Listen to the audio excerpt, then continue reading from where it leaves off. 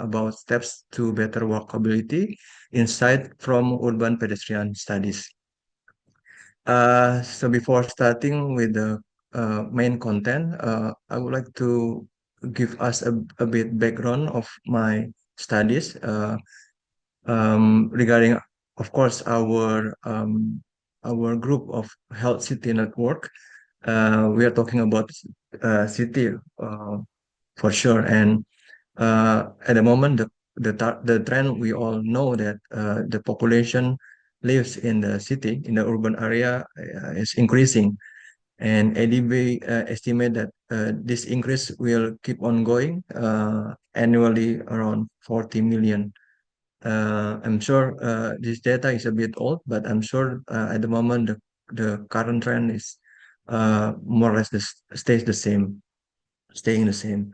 So, what happened when we have all these people in the city, in the urban area, which is not very big, yeah, compared to the overall Earth or the each country. So there are many problems, but I would like to focus on only one phenomenon that actually triggering the bigger phenomenon, which is the climate change. Um, yeah, we've got this emission happening within the city, basically from the transportation, since it accounts for 26% of global CO2 emissions. And also that because the world citizens move 23 billion kilometers in total, and this even keep growing to 100 million, 105 billion kilometers in total.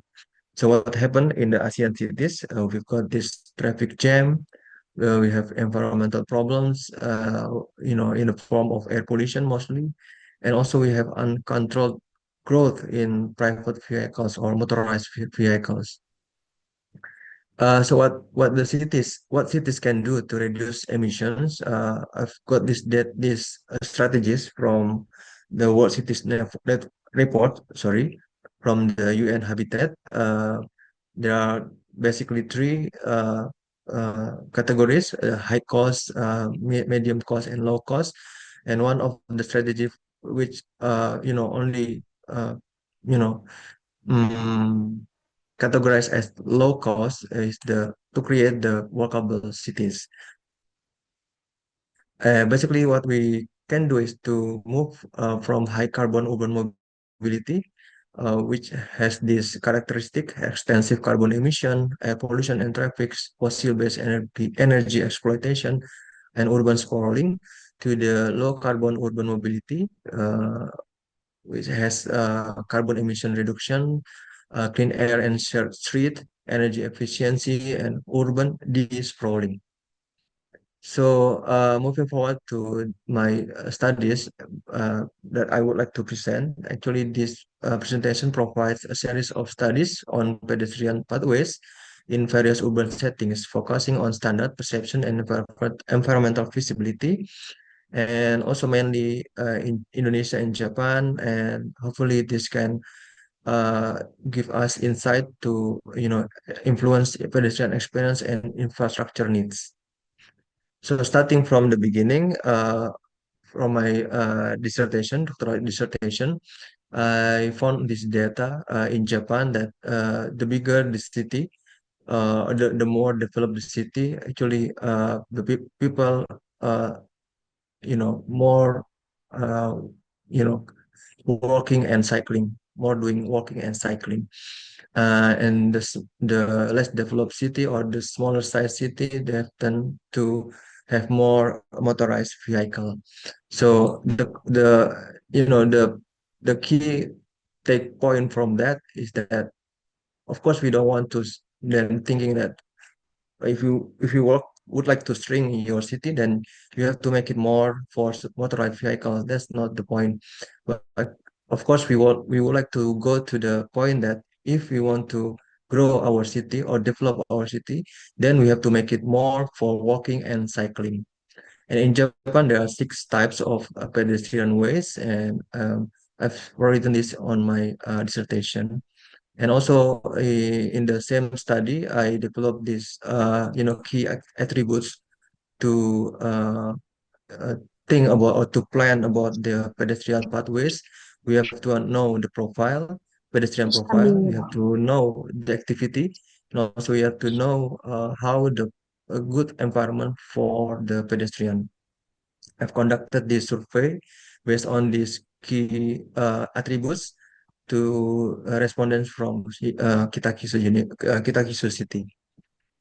And I've got this result that 3 point actually based on the profile that yeah people at the moment or at that time still using car as the main urban mobility in Kitakyushu, and also then based on the activity, actually they prefer to have more walkable neighborhood in their residential area, not in the commercial area. So this is interesting finding.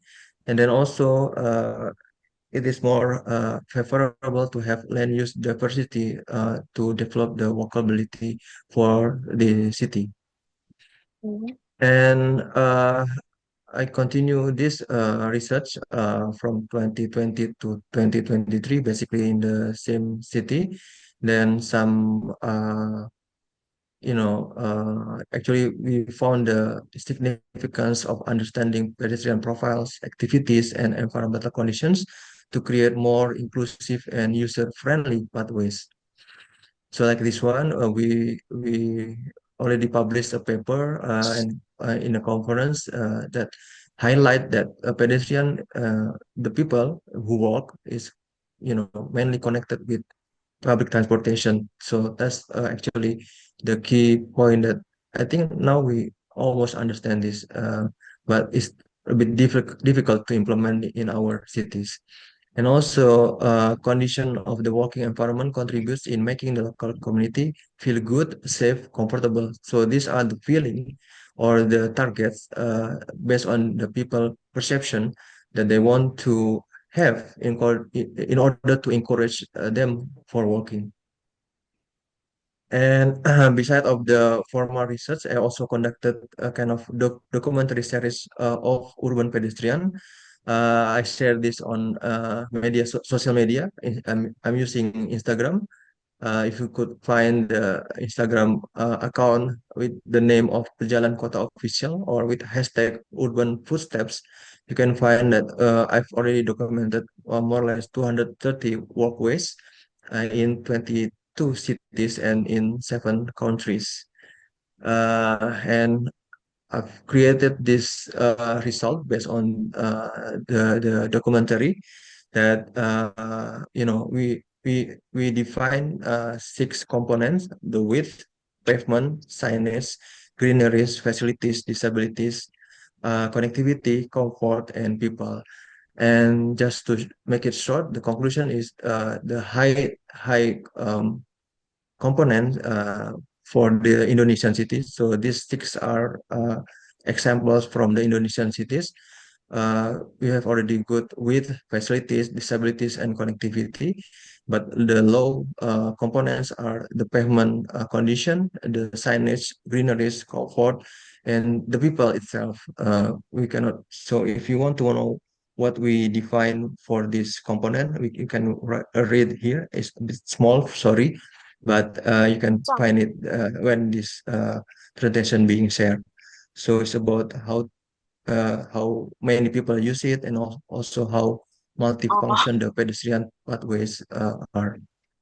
And also in non-Indonesian cities, Fukuoka, Singapore, Siem Reap, Seoul, Hangzhou, and Hamburg, I've got finding that the high components is the width, pavement, greeneries, disabilities, connectivity, and comfort. Basically, they have all good pedestrian facility, but still lacking of signage and supporting facilities like bench, lighting, and so on.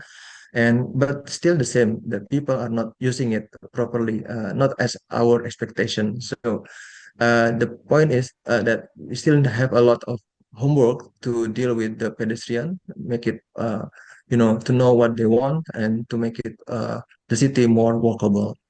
So the my sharing will be, hopefully can offer you detailed understanding of pedestrian pathways, the importance of human-centered design, and the need for continuous improvement to meet the evolving need of urban pedestrian. Because each city, each country, and also each generation, they have different preference. And also considering Healthy. local context, physical condition, and pedestrian perception, Health. we can create more inclusive and sustainable urban environments. That's Nice. all my presentation. Hopefully, it's not over the time, or yeah, I'm open for the discussion later on. Thank you very much for the opportunity and looking forward for the discussion and input from all of you. Thank you.